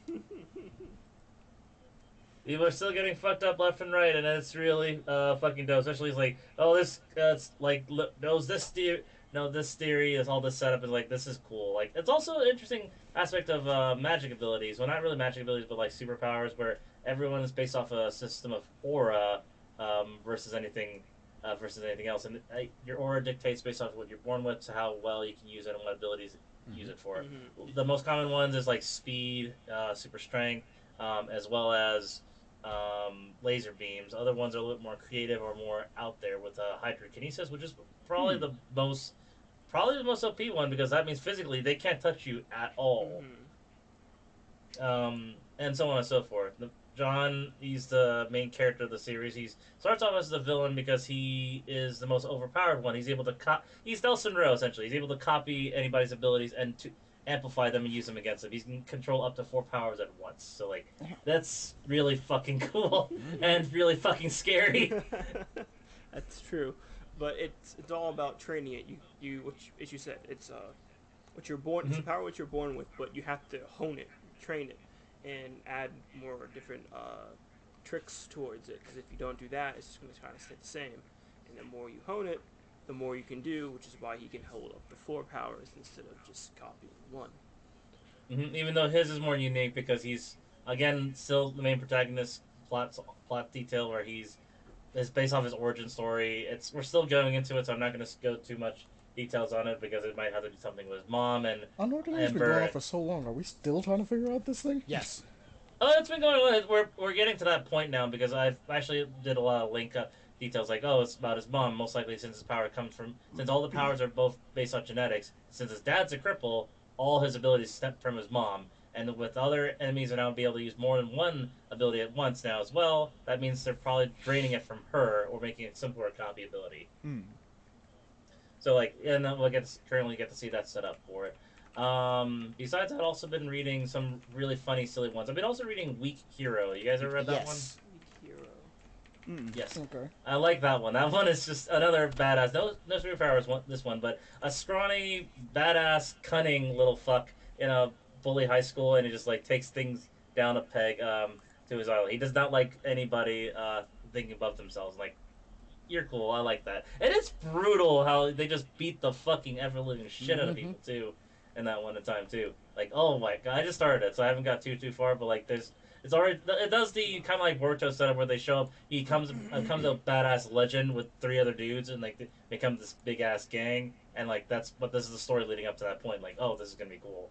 I can't wait to read more of it. The other one that caught my What interest was that one called again? Weak Hero. Weak Hero. Okay. Yeah. Yep, that one was fun. The other one I've been reading just for shits and giggles. I've been keeping on my regular ones and found a new one that's just funny. It's called Just Pancakes.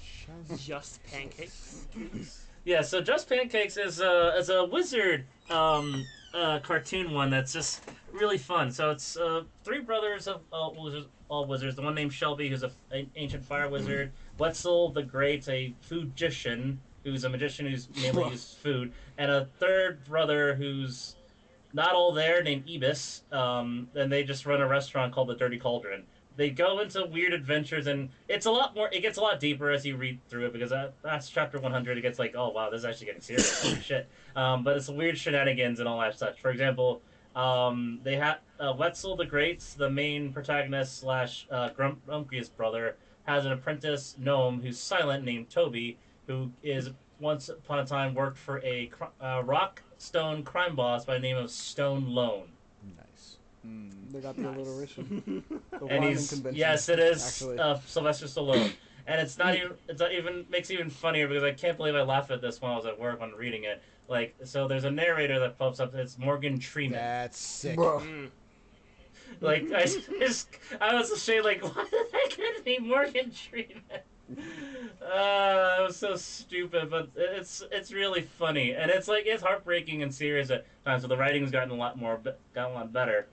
About this like little weird shit like that, and like, oh, this is funny, and this is also this is sad at the same time when you think about it too much. But it's just those wacky situations. I think one of the more fucked up ones when they lit the kitchen on fire and the fire spreads around to the dirty cauldron, and there's living customers who are living pieces of food. One's a matchstick whose head gets caught on fire. One's a broom who gets caught on fire. One's a marshmallow who actually melts his flesh down to the skeleton inside his marshmallow body. And one's Mr. Fire who was like, he's normal until Wetzel just throws a bucket on top of him and kills him. Hey, yo. That's fucked up. Well, there you go. Done. It's surprisingly graphic, but it's like, and Situation handled. it's fun. It's funny. It's just pancakes, and it's just hilarious. Also, if you're curious about the name why it's called Just Pancakes, no, there's not a goddamn pancake in the entire cartoon. That is tragic. Amazing. That is false advertisement. That's the joke. How dare you lie to me? I wanted pancakes, damn it.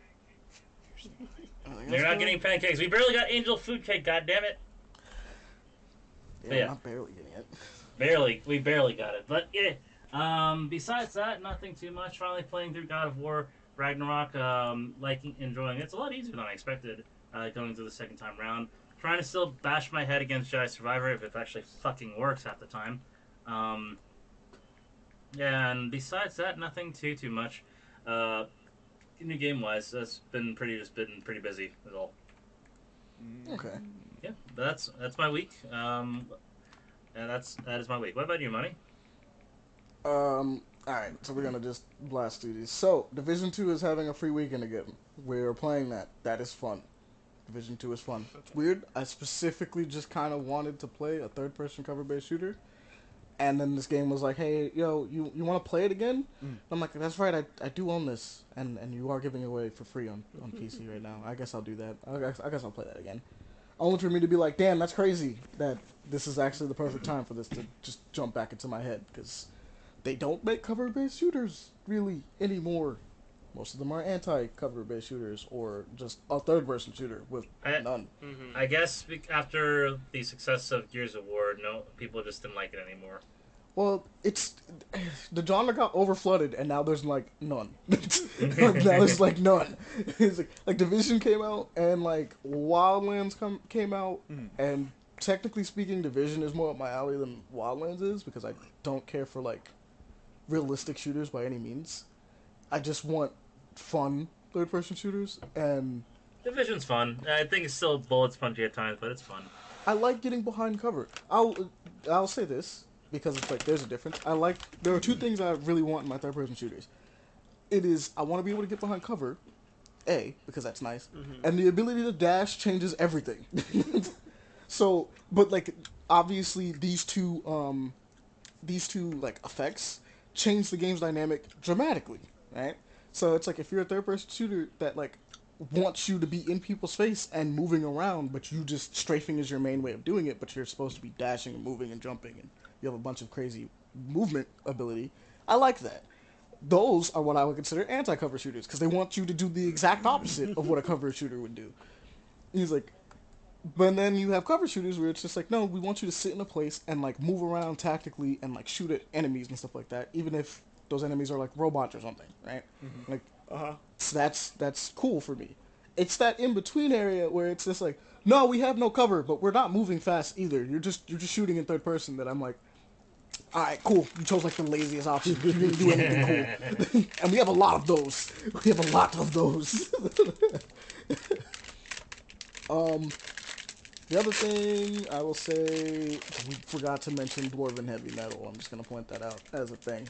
Yes, all of you, and none of you mentioned Dwarven it. Heavy Metal, yeah! I finished The Lost Metal, which is the final book in Mistborn, which means I'm done with Mistborn. Oh, the one that just released? Yeah. Was it good? Yes, it was good. I figured. Oh, it hit pretty well. I will avoid spoilers because this is the end of the entire Yeah, that series. shoot you. Well, It's pretty fire. I guess It it's pops funny. off I'm doing pretty it for well. Malazan, but it's whatever. I'm not doing it for Malazan, but go ahead. No, I'm just gonna avoid it because like Malazan is like huge and there's so much crap going on at this That's at true. time. Yeah, I don't think at a anybody's time. followed me since day one. Like, but like when it comes to Mistborn, obviously it has bigger implications.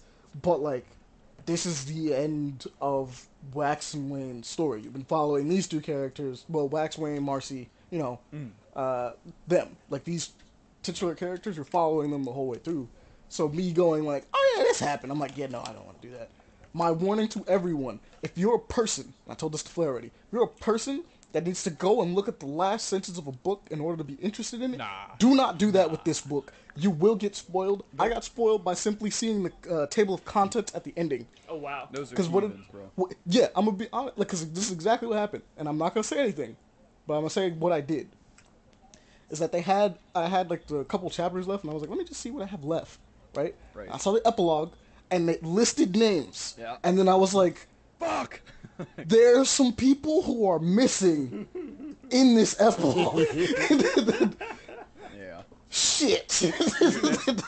That's I learned this like way back when, but especially with Malazan, you have to do it like whenever you go to do that. I have to like cross my eyes almost and let my vision blur and just look at the page number so I see what's left. You know what I mean? Because if I like back in book 5, I spoiled book 7 a little bit because I fucking or book 8 rather, because I saw Dragniper and I was like, fucking, I knew we were going back there and I got hyped up. But go ahead. Yeah, my no, bad. because I get what you mean. Because all it was just an epilogue, and it had like each person had like their like own individual like chunk, right? And so like it's like as you're looking at the chapters, it's like chapters, and then it's like epilogues, and it's like this character, this character, this character, this character. And I'm looking through it, and like I'm just going like, okay, cool, cool, cool. Wait, someone's missing. Someone's not cool here. Who is not here? And I was like, ooh, I shouldn't have looked. I should not have looked. They could have been in another chapter, to be fair. They could have, Right, so but it was the epilogue. that's true. And like that's the thing. So I was definitely looking at it, being like, maybe they might just be in another epilogue. Maybe they could just be in someone else's epilogue. That's all I need to know. They were not. I know exactly what happened to them. I'm like, oh, okay, cool. Don't do that. That being said, fire banger. Actually, we go places with it that I am really happy.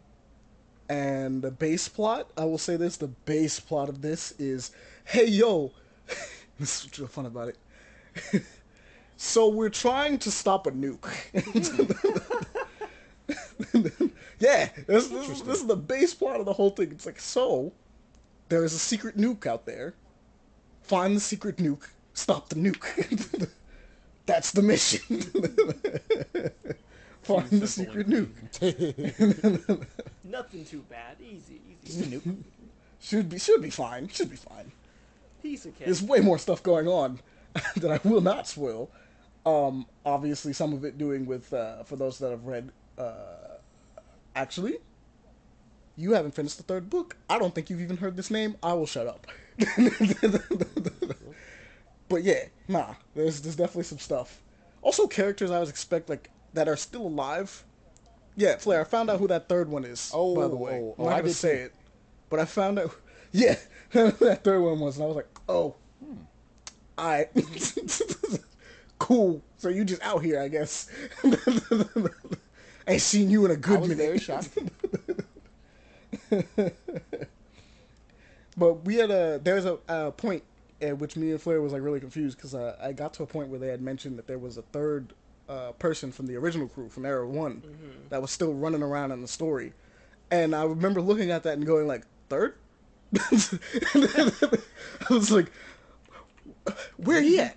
Where this person at? Who is still running around? Yeah, no. I knew it. I was definitely looking at it like, I was like, I've been.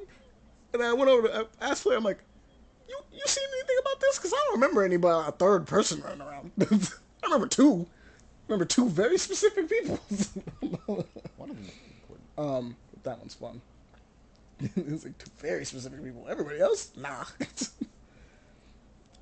Besides that though, yeah, Lost Metal was dope. I checked out, it's, Beneath, I'm trying to figure out how to pronounce this, Orisa? Orisa? Yeah, I think it's, Beneath Orisa, which is, an early access game. Pele gave it to me. It's a deck builder game. Shout out to Pele. Good job, man. It's like, but it's a deck builder game that is a lot like Slay the Spire, but it's far more cinematic in how it feels. It's a comic book style, cel shaded, like game, but the entire time you were doing this, like doing things, like if you combo together cards and stuff like that, it has like a far and near system that's going on. Your character will sprint towards whoever is closest or whoever they're targeting, and depending on how you, like how you level out your cards, or pick them, they will do literally a cinematic, like fight on screen of you boxing them with. If you do sequence of attacks, you'll do a sequence of attacks, watching them like as it goes slow motion. Every time it stops, you pick another card, things like that, and it does like another punch, like things like that. And then on top of that, like I said, it deals with this close far system. Depending on the cards you have, you can do a thing that knocks people back. If they're farther away, you might get more like shield or attack based on like that alone.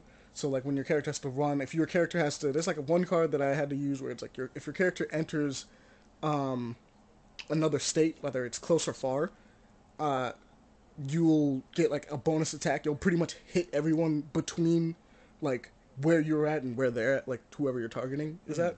It's kind of fun in that way. And the reason why I say it's like Slay the Spire is because they have way more characters, but you pick a character, and that character has specific deck mechanics involving them. So, for instance, there's like 6 already in this, and I think there's supposed to be a total of 9, from what I can tell based on the UI. And the characters fall under specific classes. So like there's like 3 counterattack built like characters, but they all have different decks, but they're all built around this counterattack mechanic, right? Then there's the other one that I tried out instantly was these it's called the Cobalt Curse, and the whole deal is that they have a virus that like kind of is a little bit like it's a curse. It's kind of a double-edged sword where it helps them but it hurts them at the same time. So a lot of their decks is built around building up virus points and things like that you can spend or discard to do things, like get extra free attacks and stuff like that, or you can use it to transform. Like certain cards are like one of the characters I played, if you have enough virus in their deck, when you pop like a transformation, there's like a transformation card, if you pop it, it uses all the viruses, but you gain that much as a buff whenever you attack things. And I'm like, oh, that's fun. But it's like I said, there's like 6 of them, so it's like each one has a different playstyle using that kind of deck, right? And it's kind of clean. I'm liking what it is. I don't know what the last deck is, obviously, because they haven't made it. Like, that entire chunk of classes don't exist yet. But I'm kind of looking forward to what they're going to do with it. So far, I've had, like, a really nice run at it. And the thing is they have a cool thing where you choose a character who you're playing as and a companion character who gives you buffs in the background as you journey together, is the best way to describe it. Like, and you can choose any of the 6 characters that are available as, like, whatever, and they have different companion perks as you go down and as you level them up. So, like, each person might be like, this person might be like, oh yeah, no, I make sure that every time you get out of a fight, you heal a little bit. And then if you level me up, I will sometimes come and punch dude for you. Just because. If you hit a critical hit, I'll just jump in and hit him. Just, why not? Right?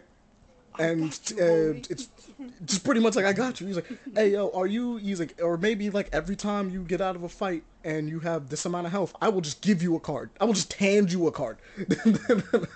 Here, add this to your deck.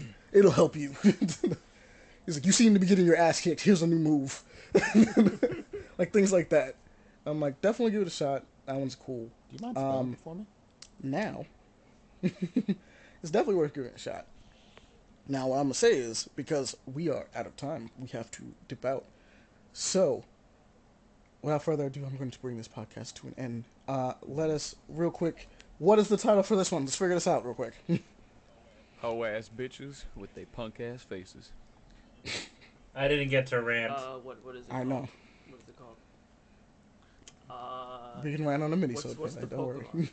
Ooh, since I'm leaving, you could do, you're gonna carry that weight. Ooh. Spike Spiegel. You're going to carry that weight. Spike Spiegel, baby. I like that, actually. Pokemon again? Drampa. Drampa. Drampa. Colin, you're gonna carry that weight. Hey, because Drampa's the one that beats him up, right? Exactly. Yeah. Exactly. Drampa, you're gonna carry that weight. Amani, that's the title. There you go. That's the title. Hallelujah. Drampa, you're going to carry that weight. Let's go. Alright. So, without further ado, thank you everyone for joining me on this episode. Thank you, Paul, for joining us as long as you could. No problem. And I'm not gone forever. Hopefully. Just, we'll see yeah, what of happens in the I'm future. gonna miss you, We'll see you again. I'm gonna be terrible. Not you crying. We don't have time for that. We literally do not have time to explain why we do not have time. Now, as I said, thank you guys for coming out. Really enjoyed it. Always appreciate everyone that is listening at home.